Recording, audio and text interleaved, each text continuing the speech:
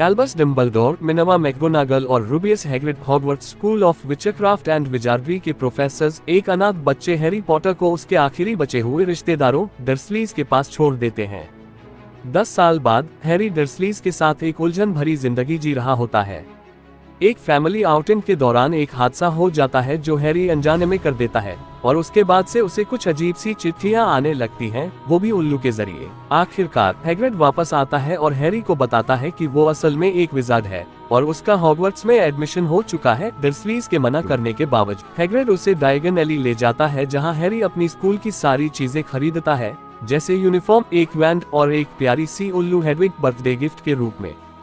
Hagrid उसे उसका past भी बताता है। हैरी के माँ बाप दोनों पावरफुल विजार्ड्स थे जो एक बुरे और शक्तिशाली जादूगर लॉर्ड वोल्डेमॉर्ट के हाथों मारे गए थे, लेकिन हैरी किसी तरह से बच गया और इसी वजह से पूरा विजार्डिंग वर्ल्ड उसे द बॉय हू लिव्ड के नाम से जानता है।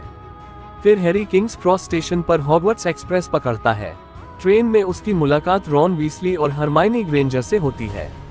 साथ ही एक बिगड़े हुए रिच लड़के ड्रेको मैलफॉय से भी मिलता है जो बाद में उसका सबसे बड़ा राइवल बन जाता है।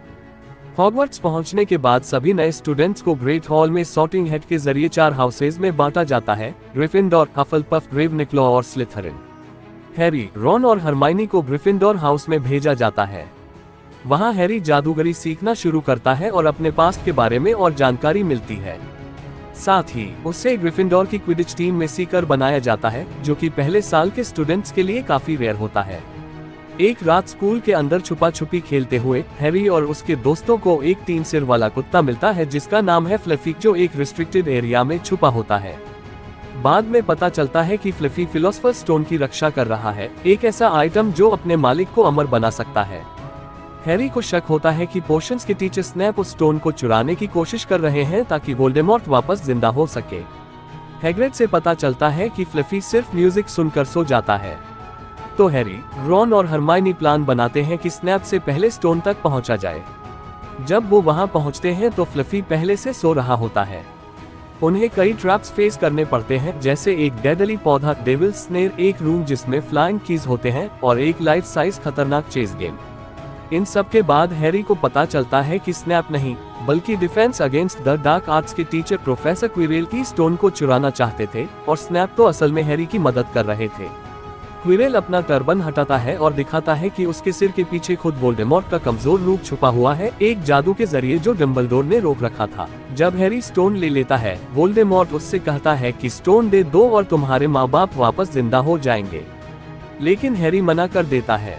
जब क्विरेल उस पर अटैक करता है तो हैरी के छूने से उसका शरीर जलने लगता है और वो मिट्टी बन जाता है, उसकी डेथ हो जाती है। लेकिन वोल्डेमॉर्ट की आत्मा क्विरेल की राख से निकलती है और हैरी के अंदर से होकर जाती है, जिससे हैरी बेहोश हो जाता है। जब हैरी होश में आता है तो वो स्कूल के हॉस्पिटल विंग में होता है जहां डम्बलडोर उसके पास होता है। डम्बलडोर बताता है कि स्टोन डिस्ट्रॉय कर दिया गया है और रॉन और हरमाइनी भी ठीक है।